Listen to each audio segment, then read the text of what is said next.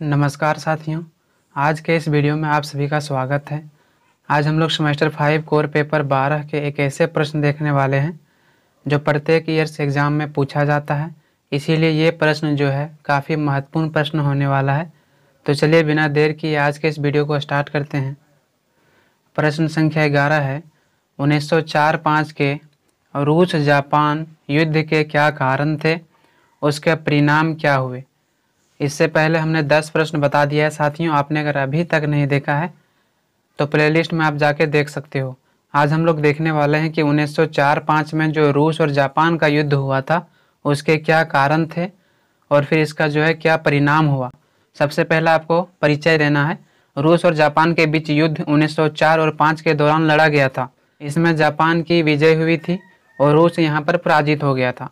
Japan के विजय होने के कारण ही जो है मंचूरिया तथा कोरिया पर जापान को अधिकार मिल गया। जापान के जीत से पूरी दुनिया के लोग आश्चर्यचकित थे कि एक छोटे से देश ने इतने बड़े यूरोपीय महाशक्ति को पराजित कर दिया।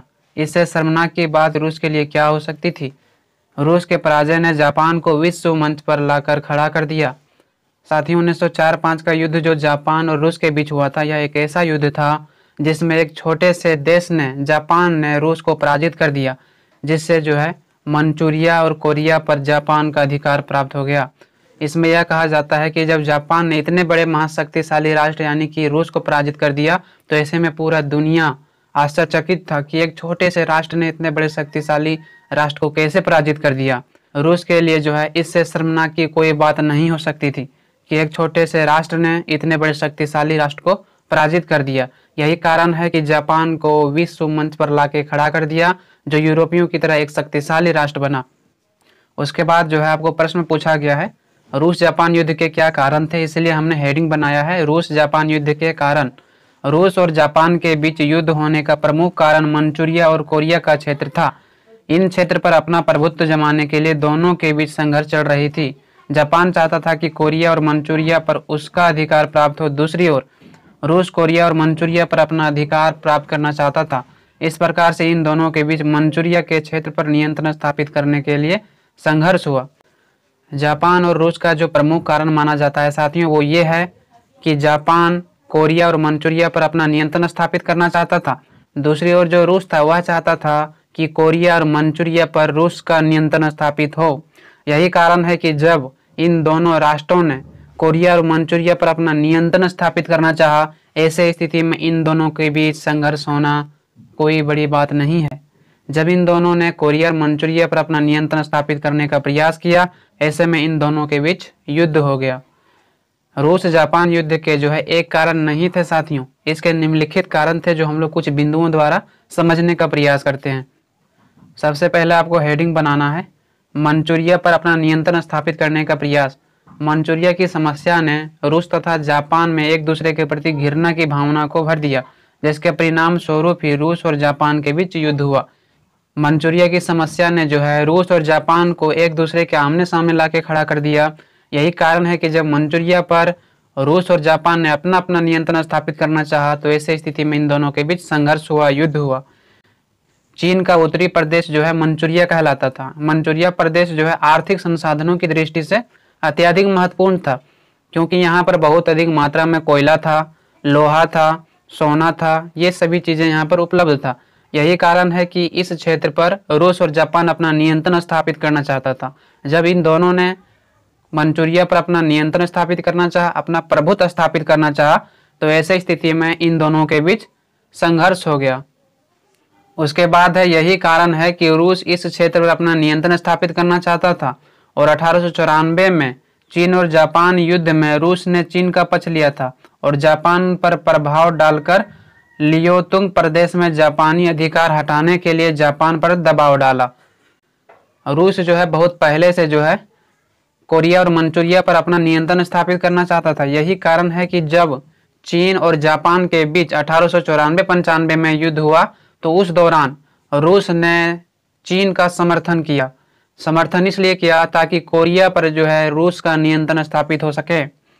कुछ समय बाद रूस और चीन में एक संधि हुई। इसके अनुसार रूस को मंचूरिया में 1000 मील लंबी रेलवे लाइन बिछाने का अधिकार प्राप्त हुआ। जब रूस ने 1894-95 के दौरान चीन का समर्थन किया। ऐसे स्थिति में चीन ने रूस को जो है मंचूरिया में लगभग 1000 मील लंबी रेलवे लाइन बिछाने का अधिकार दे दिया। पोर्ट आर्थर प्रायद्वीप और उसके समीप का प्रदेश 25 वर्ष के लिए रूस को पट्टे पर मिला। यहाँ पर जो है रूसी सरकार जो था अपनी जंगी जहाज को सुरक्षित रखने के लिए किलेबंदी शुरू कर दी। पोर्ट जो प्रायद्वीप था वहाँ पर जो है रूस को लगभग 25 वर्ष के लिए कुछ क्षेत्र मिला था पट्टे पर। यहाँ पर रूसी सरकार ने अपना नियंत्रण स्थापित करने के लिए किलेबंदी करने लगा, यानी कि उस क्षेत्र को घेरने लगा। पोर्ट आर्थर प्रशांत महासागर में रूस का सबसे बड़ा सैनिक अड्डा बन चुका था। इस कारण इस क्षेत्र में रूस ने अपनी शक्ति बहुत अधिक बढ़ा लिया था। पोर्ट आर्थर जो प्रायद्वीप था वहां पर जो है रूस ने एक सैनिक अड्डा खड़ा कर दिया था। यही कारण है कि यहाँ पर जापान के लिए खतरा मंडराने लगा। आगे जो है मंचूरिया में रेलवे लाइन के निर्माण के लिए 2 कंपनियों का संगठन किया गया। मंचूरिया में जब रेलवे लाइन का निर्माण होनी थी तो ऐसे स्थिति में 2 कंपनियों का एक संगठन बनाया गया जिस पर जो है रूसी सरकार का ही नियंत्रण था। इन कंपनियों के पैसा लेन देन करने के लिए इस समय रूसी सरकार ने जो है एक बैंक की स्थापना किया ताकि ये जो कंपनी है पैसा लेन देन कर सके। यानी कि रेलवे लाइन का निर्माण जब कोरिया में होने लगा तो ऐसे स्थिति में रूस ने अपने सैनिक को जो है धीरे धीरे बुलाने लगा ताकि जो है इन क्षेत्रों पर नियंत्रण रखा जा सके, इन क्षेत्रों को सुरक्षित रखा जा सके। मंचूरिया में रूस के बढ़ते प्रभाव से जापान बहुत अधिक चिंतित हो रहा था। वह नहीं चाहता था कि इस क्षेत्र पर रूस का नियंत्रण स्थापित हो जाए। रूस ने जब रेलवे लाइन का निर्माण करने लगा तो ऐसी स्थिति में मंचूरिया क्षेत्र में इनके जो सैनिक थे बहुत अधिक संख्या में आने लगे। इसलिए आने लगे ताकि इन क्षेत्रों में जो है सुरक्षा रख सके, जिसके कारण जापान सरकार के लिए खतरा साबित होने लगा। जापान को यह लगने लगा कि अगर बहुत अधिक संख्या में रूसी सैनिक इन क्षेत्रों में आ जाएगा तो ऐसे में जापान का जो मंचूरिया और कोरिया पर नियंत्रण है वह नियंत्रण समाप्त हो जाएगा। यही कारण है कि मंचूरिया में रूस के बढ़ते प्रभाव को देखकर जापान काफी चिंतित था कि मंचूरिया पर जो है रूस का नियंत्रण स्थापित ना हो जाए। जापान खुद मंचूरिया पर अपना नियंत्रण स्थापित करना चाहता था। जापान साम्राज्य के लिए यह क्षेत्र काफी महत्वपूर्ण क्षेत्र था। चीन जापान युद्ध के बाद जापान ने लियाओतुंग प्रदेश पर अपना अधिकार कायम किया था ताकि मंचूरिया पर अपना अधिकार प्राप्त कर सके। साथियों, इसमें यह कहा गया है कि जब जापान और चीन के बीच युद्ध हुआ तो ऐसे स्थिति में जापान को जो है लियाओतुंग प्रदेश मिला। लियाओतुंग प्रदेश पर इन्होंने अपना अधिकार प्राप्त कर लिया। इसका मुख्य उद्देश्य था कि जब लियाओतुंग पर अपना अधिकार प्राप्त कर लेगा उसके बाद जो है मंचूरिया पर भी धीरे धीरे इनका नियंत्रण स्थापित हो जाएगा। इसमें यह भी कहा गया है कि जो मंचूरिया का क्षेत्र था जापान के लिए बहुत ही महत्वपूर्ण क्षेत्र था, लेकिन रूस के विरोध के कारण जापान को शिमोनेस्की की संधि चीन के साथ करनी पड़ी, जिसके परिणाम स्वरूप ही लियाओतुंग क्षेत्र से जापान को अपना अधिकार हटाना पड़ा। इस प्रकार से रूस जापान के बीच मंचूरिया पर अपना अधिकार प्राप्त करने को लेकर दोनों के बीच युद्ध की संभावना बढ़ा दिया। यहाँ पर यह कहा गया है कि जब जापान और चीन के बीच युद्ध हुआ था उसके बाद जो है शिमोनेस्की की संधि द्वारा इस युद्ध को समाप्त किया गया था, लेकिन इस संधि के द्वारा जो लियाओतुंग प्रदेश पर जापान का नियंत्रण था रूस के दबाव में जो है इस नियंत्रण को जापान को हटाना पड़ा। अपना अधिकार को जो है लियाओतुंग प्रदेश से छोड़ना पड़ा जापान को, जिसके बाद जो है जापान और रूस द्वारा मंचूरिया क्षेत्र पर अपना नियंत्रण स्थापित करने का प्रयास किया जाने लगा। मंचूरिया एक ऐसा क्षेत्र था जो आर्थिक दृष्टि से काफी संपन्न था। यही कारण है कि रूस चाहता था कि मंचूरिया पर रूस का नियंत्रण स्थापित हो जाए। दूसरी ओर जापान का जो है चाहे वह आर्थिक दृष्टि से हो या सैनिक दृष्टि से हो यह काफी महत्वपूर्ण क्षेत्र था। यही कारण है कि जापान चाहता था कि मंचूरिया पर इनका अधिकार प्राप्त हो जाए, इनका नियंत्रण स्थापित हो जाए। उसके बाद आपको नेक्स्ट पॉइंट बनाना है कोरिया क्षेत्र को लेकर रूस जापान के बीच संघर्ष। पहले मंचूरिया क्षेत्र को जो है लेकर दोनों के बीच संघर्ष होता है, उसके बाद जो कोरिया क्षेत्र है उसको लेकर दोनों के बीच संघर्ष होगा। रूस और जापान के संघर्ष का दूसरा क्षेत्र जो है कोरिया था। चीन जापान युद्ध के बाद कोरिया पर जापान का नियंत्रण स्थापित हो सका था, लेकिन रूस के हस्तक्षेप से जापान की प्रभुत्व बहुत हद तक सीमित हो गई थी। फिर भी जापान ने अपने प्रयास जारी रखे और कोरिया पर अपना पूरा नियंत्रण स्थापित करने के लिए कोशिश में जुटा रहा। जब चीन और जापान के बीच युद्ध हुआ तो ऐसे स्थिति में जो कोरिया क्षेत्र था उन पर जापान का नियंत्रण स्थापित हो गया। जब जापान का नियंत्रण स्थापित हो गया, ऐसे स्थिति में रूस ने यहाँ पर हस्तक्षेप कर दिया, क्योंकि वह भी चाहता था कि कोरिया पर रूस का नियंत्रण हो। कोरिया का राजा जापानियों के इन प्रयासों का विरोध कर रहा था। ऐसी स्थिति में जापानी सैनिकों ने राजमहल पर हमला कर दिया, लेकिन राजा भाग निकला और रूस की सेना ने उसे बचा लिया, जिसके कारण जापान रूस से बड़ा नाराज हुआ। इसमें घटना और हुआ था कि कोरिया का राजा जापानियों के इन प्रयासों का विरोध कर रहा था कि आप यहाँ पर जो है अपना नियंत्रण स्थापित नहीं कर सकते हो, जिसके बाद जापान के सैनिकों ने जो है कोरिया के राजा के राजमहल पर हमला कर दिया। लेकिन वहां से जो है राजा भाग निकला और भागने के बाद जो है रूस का जो सेना था उन्होंने जो है कोरिया के राजा को बचा लिया। जब कोरिया के राजा को रूस ने बचा लिया, उनके सैनिकों ने बचा लिया, तो ऐसे स्थिति में जो जापान था काफी नाराज हो गया रूस से कि ये हम लोगों का वापसी मामला था, आप इसमें क्यों कूदे, है ना। तो इस कारण से जो है इन दोनों के बीच संघर्ष होना प्रारंभ हो गया था। 1902-3 ईस्वी में रूस ने कोरिया में अपना कार्यवाही और तेज कर दी। उसने यालू नदी के किनारे एक कोरिया बंदरगाह पर कब्जा कर लिया और रूस ने जो है कोरिया पर अपना नियंत्रण स्थापित करने के लिए जो है 1902-3 ईस्वी में कोरिया में अपना कार्यवाही करना प्रारंभ कर दिया। और जो यालू नदी था उनके किनारे जो कोरियाई बंदरगाह था, एक बंदरगाह पर जो है रूस ने अपना अधिकार प्राप्त कर लिया, अपना नियंत्रण स्थापित कर लिया। उत्तरी कोरिया के बंदरगाहों में मंचूरिया के सैनिक अड्डे तक सड़कें बना ली तथा तार की लाइनें डाल दी। रूस ने यहाँ पर जो है उत्तरी कोरिया से लेकर मंचूरिया बंदरगाह पर जो है अपने सैनिकों के लिए एक सड़क का निर्माण कर चुका था। साथ ही साथ यहाँ पर जो है तार की लाइनें डाल दी थी। जापान ने इसका विरोध किया और जुलाई 1903 ईस्वी में रूस से संधि का प्रस्ताव किया, जिसके अनुसार चीन और कोरिया की प्रादेशिक अखंडता का आश्वासन दिया गया। साथ ही इस संधि के द्वारा यह कहा गया कि हम दोनों राष्ट्र मंचूरिया और कोरिया पर अपना साम्राज्य स्थापित नहीं करेंगे, बल्कि जो है उनकी रक्षा करेंगे। जब जापान ने जो है रूस का विरोध किया कि आपने कोरियाई बंदरगाह पर अपना नियंत्रण क्यों स्थापित कर रहे हो, वहां पर अपना अधिकार प्राप्त करने का प्रयास क्यों कर रहे हो, वहां पर सड़कें क्यों बना रहे हो, जब इस प्रकार से जापान ने रूस का विरोध किया, तो ऐसी स्थिति में जुलाई 1903 ईस्वी में रूस और जापान के साथ एक संधि हुआ। रूस और जापान के इस संधि में रूस और जापान ने एक दूसरे को आश्वासन दिया कि वह दोनों जो है मंचूरिया और कोरिया पर अपना नियंत्रण स्थापित नहीं करेगा, बल्कि उनका रक्षा करेगा। किंतु रूस ने इन्हें मानने से इनकार कर दिया। यह बातचीत जनवरी 1904 ईस्वी तक चलती रही, जिसके बाद जो है 12 फरवरी को जापानी सम्राट ने आखिरी शर्तें रखी कि रूस मंचूरिया में जापान के वैध कार्यों में बाधा ना डाले, साथ ही कोरिया के जापानी हितों में हस्तक्षेप ना करे। रूस अगर ऐसा करता है तो जापान मंचूरिया में अपना नियंत्रण पूरी तरह से हटा देगा। यहाँ पर जो है रूस और जापान के बीच संधि जब हुई तो वहाँ पर बातचीत हुआ कि हम दोनों जो है मंचूरिया और कोरिया पर अपना नियंत्रण स्थापित नहीं करेंगे, दोनों हम लोग जो है उनकी रक्षा करेंगे। लेकिन इस बात को जो है रूस ने मानने से इनकार कर दिया। यह बातचीत जो है जनवरी 1904 तक रूस और जापान के बीच चला, जिसके बाद 12 जनवरी को जापानी सम्राट ने रूस के समक्ष आखिरी शर्त रखा कि मंचूरिया में जापान जो वैध कार्यों को करा रहा है उसमें दखल अंदाजी ना दे, उसमें बाधा डालने का प्रयास ना करे। साथ ही साथ कहा कि कोरिया के जापानी हितों में भी आप हस्तक्षेप ना करें, कोरिया में जो कार्य कर रहा है जापान उनको करने दें। तो इस प्रकार से 2 शर्तों को रखा, लेकिन रूस ने इन दोनों शर्तों को मानने से इनकार कर दिया। परंतु रूस की ओर से संतोषजनक उत्तर नहीं दिया, जिसके कारण ही रूस और जापान के बीच युद्ध की संभावना और अधिक बढ़ गया।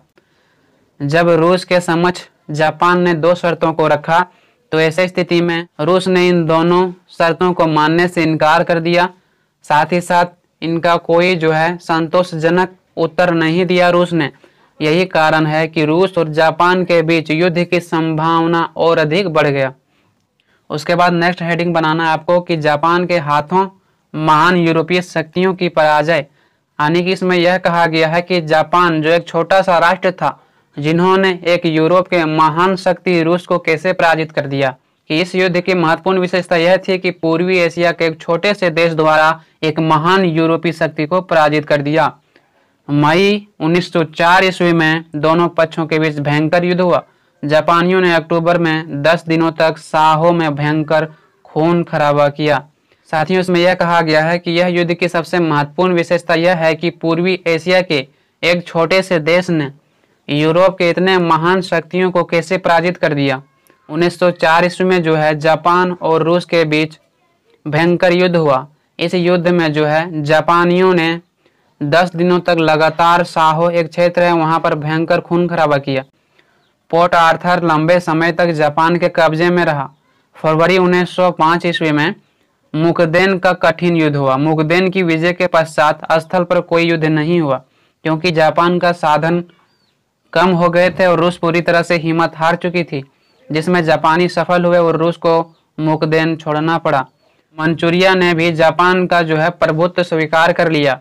मंचूरिया ने जब युद्ध को देखा कि एक छोटे से राष्ट्र ने इतने बड़े शक्ति को पराजित कर दिया है तो हमको यह कैसे छोड़ेगा। यही कारण है कि मंचूरिया ने जापान को कहा कि मैं आपके प्रभुत्व को स्वीकार करता हूं, आप जिस प्रकार से नीति को लागू करेंगे हम लोग उस नीति का पालन करेंगे। रूस और जापान के युद्ध मुख्य रूप से समुद्र में लड़ा गया था। यही कारण है कि इसमें 18,000 रूसी नाविकों में से 12,000 की जाने गई, जबकि जापान के केवल 136 सैनिक मारे गए। इसमें सबसे महत्वपूर्ण बात यह है कि यह जो युद्ध था वो समुद्र में लड़ा गया था। यह स्थल पर बहुत कम युद्ध लड़ा गया था। इसमें लगभग रूस के 18,000 सैनिकों ने भाग लिया था, जिसमें 12,000 सैनिकों की जान चली गई थी। जबकि अगर हम बात करें जापान के तो जापान के लगभग जो है 136 सैनिक ही मारे गए थे। अब समझ सकते हैं कितनी डिफरेंस है इन दोनों में। रूस के 12,000 सैनिक जबकि जापान के केवल 100 सैनिक मारे गए थे। जापान के इतने कम सैनिक इसलिए मारे गए थे क्योंकि यह काफ़ी प्रशिक्षित किए गए थे, इनको काफ़ी ट्रेनिंग मिला था, जिसके कारण बहुत कम सैनिक मारे गए थे जापानियों के। दूसरी बात, इनके पास जो हथियार था वह काफ़ी कारागार साबित हुआ। रूसियों की सैन्य शक्ति चकनाचूर हो गई और जापान विश्व में एक महान शक्ति बनकर उभरा। ये सोचने वाली बात है कि इतने महान शक्ति जो रूस था उनको जो है पूर्वी एशिया के एक छोटे से राष्ट्र जापान ने पराजित कर दिया। ये आश्चर्यजनक बात नहीं थी तो क्या था। जब विश्व के लोगों ने इस घटना को सुना तो काफ़ी आश्चर्यजनक हुआ कि एक छोटे से राष्ट्र जापान ने यूरोप के इतने महान शक्ति को कैसे पराजित कर दिया। जिसके बाद अमेरिकी राष्ट्रपति जो था रूजवेल्ट, उन्होंने इन दोनों पक्षों में संधि करवाई और इस संधि को जो है पोर्ट्समाउथ की संधि के नाम से जाना जाता है। और पोर्ट्समाउथ की संधि के आधार पर रूस और जापान के युद्ध समाप्त हुआ। पोर्ट्समाउथ की संधि क्या थी? तो पोर्ट्समाउथ की संधि, यह संधि पूर्वी एशिया के इतिहास में बहुत ही महत्वपूर्ण माना जाता है, जो 5 सितंबर 1905 को रूस और जापान के बीच हुआ था। साथियों, आपको ये ध्यान में रखना है कि जो पोर्ट्समाउथ की संधि थी वह 5 सितंबर 1905 ईस्वी को रूस और जापान के बीच हुआ था, क्योंकि जो है ये आपको MCQ प्रश्न में पूछा जा सकता है। तो आपको ध्यान में रखना है कि जो पोर्ट्समाउथ की संधि हुई थी वो रूस और जापान के बीच हुई थी। कब हुई थी? तो 5 सितंबर 1905 को हुई थी। पोर्ट्समाउथ की संधि इसलिए कहा जाता है क्योंकि पोर्ट्समाउथ के क्षेत्र में यह हुआ था। इसमें जो है कुछ शर्तों को रखा गया था जो हम लोग कुछ बिंदुओं द्वारा समझने का प्रयास करते हैं। पहला जो इसमें शर्त था वो था, इस संधि के तहत जापान को कोरिया में राजनीतिक, सैनिक और आर्थिक हितों को मान्यता दी गई। यानी कि जब जापान ने रूस के विरुद्ध युद्ध को जीत लिया तो ऐसी स्थिति में संधि हुआ और इस संधि के तहत जो है जापान को कोरिया में राजनीतिक, सैनिक और आर्थिक क्षेत्रों में अधिकार दिया गया कि आप यहाँ पर जो है अपने सैनिकों को रख सकते हैं, यहाँ पर जो है आर्थिक लाभ ले सकते हैं। तो इस प्रकार से जो है जापान को मान्यता दे दिया गया। दूसरा था कि मंचूरिया को रूस और जापान दोनों ने खाली करना स्वीकार कर लिया। मंचूरिया का जो क्षेत्र था रूस और जापान दोनों ने जो है इस संधि के तहत खाली करने के लिए स्वीकार कर लिया कि हम लोग जो है मंचूरिया के क्षेत्र को स्वतंत्र कर देंगे। तीसरा है, रूस ने जापान को लियाओतुंग प्रायद्वीप का पट्टा सौंप दिया और वहाँ की रेलें और खानों का अधिकार दे दिया। रूस की जब हार हो गई तो ऐसी स्थिति में जापान जो कहेगा उसको मानना पड़ेगा और यहाँ पर यही हुआ। रूस ने जापान को जो है जो लियाओतुंग प्रायद्वीप था, जो पट्टा पर रूस को मिला था, उस क्षेत्र को जो है रूस ने जापान को सौंप दिया कि भैया आप ही यहाँ पर जो है पट्टा पर चलाइए शासन व्यवस्था, और वहाँ की रेलों और खानों का जो है अधिकार जो पहले रूस के पास था वह अब जापान के पास आ गया। तो इस प्रकार से लियाओतुंग प्रायद्वीप पर जो है जापान का नियंत्रण पूरी तरह से स्थापित हो गया। चौथा है कि रूस ने जापान को सखालिन का आधा दक्षिण भाग देना स्वीकार कर लिया। पांचवा इसमें कहा गया था कि रूस ने जापान को साइबेरिया के समुद्र तट पर मछली पकड़ने का हक दे दिया, यानी कि रूस ने जो है साइबेरियन सी को, समुद्र को मछली पकड़ने का अधिकार जापान को दे दिया कि आप यहाँ से मछली को पकड़ सकते हो। सातवां जो शर्त था वो था रूस ने जापान को युद्ध के क्षतिपूर्ति के लिए हर्जाना के रूप में लगभग 2 करोड़ रुपया देना स्वीकार कर लिया। इस युद्ध के क्षतिपूर्ति के लिए जो है रूस ने जापान को हर्जाना देना स्वीकार कर लिया और रूस ने हर्जाना के रूप में 2 करोड़ रुपया जापान को दिया। सातवां है रूस और जापान दोनों को मंचूरिया में बिना हथियार के रेलवे रक्षक रखने का अधिकार मिला। उसके बाद हम लोग जानते हैं कि रूस और जापान युद्ध के क्या परिणाम हुए थे। तो रूस जापान युद्ध के परिणाम स्वरूप पूर्वी एशिया में रूस का विस्तार रुक गया, मंचूरिया पर उसका नाम मात्र का अधिकार रहा तथा युद्ध में जापान ने सिद्ध कर दिया कि वह संसार का एक शक्तिशाली राष्ट्र है। इस युद्ध का सबसे बड़ा परिणाम यह हुआ कि पूर्वी एशिया में जो रूस का विस्तार हो रहा था वह पूरी तरह से रुक गया और मंचूरिया पर अब जो है रूस का नाम मात्र का अधिकार रह गया, मतलब कोई अधिकार नहीं रह गया। यहाँ पर जो है पूरी तरह से जापान का अधिकार प्राप्त हो गया, यह क्षेत्र जापान के नियंत्रण में आ गया। रूस जापान युद्ध में जापान ने यह सिद्ध कर दिया कि वह संसार का एक शक्तिशाली राष्ट्र है और पूर्वी एशिया में जापान एक ऐसा राष्ट्र बन गया जो यूरोपियों की तरह एक शक्तिशाली राष्ट्र था, जिनके शक्ति का मुकाबला करना काफ़ी कठिन था। इससे भी महत्वपूर्ण बात यह थी कि कोरिया पर से रूस का प्रभाव हमेशा के लिए अंत हो गया और रूस का जो सपना था कोरिया पर अपना नियंत्रण स्थापित करने का, वह हमेशा के लिए सपना चूर चूर हो गया। दूसरा सबसे महत्वपूर्ण बात इसमें यह हुआ कि कोरिया पर जो रूस अपना नियंत्रण स्थापित करना चाहता था, रूस का प्रभाव जो है कोरिया में अब हमेशा के लिए अंत हो गया। रूस ने जो सपना देखा था कोरिया पर अपना नियंत्रण स्थापित करके वहां पर अपना अधिकार प्राप्त करने का, वह हमेशा हमेशा के लिए सपना चूर चूर हो गया। अब कोरिया पर रूस अपना ना ही नियंत्रण स्थापित कर सकता था, ना ही इनका कोई प्रभाव रह गया था। अब जापान कोरिया में अपनी इच्छा अनुसार काम कर सकता था। अवसर पाकर 1910 ईस्वी में उसने कोरिया को अपने साम्राज्य में शामिल कर लिया। इस प्रकार से कोरिया को जापानी साम्राज्य में सम्मिलित करने में रूस जापान युद्ध का बड़ा योगदान रहा, यानी कि जब 1904-05 में रूस और जापान के बीच युद्ध हुआ तो ऐसी स्थिति में कोरिया पर से जो है रूस का नियंत्रण हमेशा हमेशा के लिए समाप्त हो गया। अब जो है जापान अपने इच्छा अनुसार कोरिया में काम कर सकता था और इस प्रकार से अवसर पाकर जापान ने 1910 ईस्वी में कोरिया को अपने साम्राज्य में शामिल कर लिया और इस प्रकार से जो है कोरिया को अपने साम्राज्य का अंग बना लिया। रूस जापान युद्ध में जापान के विजय ने पूरे संसार में, खासकर पूर्वी एशिया में जापान का महत्व बढ़ा दिया। अब विश्व में यूरोपीय शक्तियों की तरह जापान भी एक शक्तिशाली राष्ट्र बनकर उभरा, जिसके परिणाम स्वरूप उसका विशाल साम्राज्य स्थापित हुआ। और रूस जापान युद्ध में सबसे महत्वपूर्ण विशेषता यह हुआ कि जापान पूरे विश्व में, पूरे संसार में एक महान शक्ति बन के उभरा। खासतौर पर पूर्वी एशिया में जो है इनका महत्व अत्यधिक बढ़ गया, जिन्होंने एक महान शक्तियों को पराजित कर दिया था। अब पूरे संसार में जापान का सराहना होने लगा था। पूरे संसार में जापान एक शक्तिशाली राष्ट्र बनकर उभरा। इतना शक्तिशाली राष्ट्र बनने में सबसे महत्वपूर्ण योगदान मेजई सरकार का रहा था। यही कारण है कि जापान यूरोपियों की तरह एक महान शक्ति बनकर उभरा, जिनका मुकाबला कोई भी नहीं कर सकता था। इस प्रकार से यहाँ पर समाप्त होता है। आई होप आप सभी को समझ में आया होगा। साथियों, आपको अगर इस वीडियो से थोड़ी सी भी सहायता मिली हो तो कृपया करके लाइक और सब्सक्राइब करना ना भूलें। आप यकीन नहीं करोगे साथियों, कभी कभी एक प्रश्न को तैयार करने के लिए 5 से 6 घंटे लग जाते हैं। पूरा रिसर्च करना पड़ता है, उसके बाद जो है हम आप लोगों के लिए वीडियो बनाते हैं, तो काफ़ी समय संघर्ष करना पड़ता है और मैं आपका जो है समय का भी बचत कर रहा हूँ। तो आपको जो है कम से कम एक लाइक और सब्सक्राइब जरूर करनी है। तो आज के लिए इतना ही। आप लोगों से बहुत जल्द मिलते हैं नेक्स्ट वीडियो में। धन्यवाद।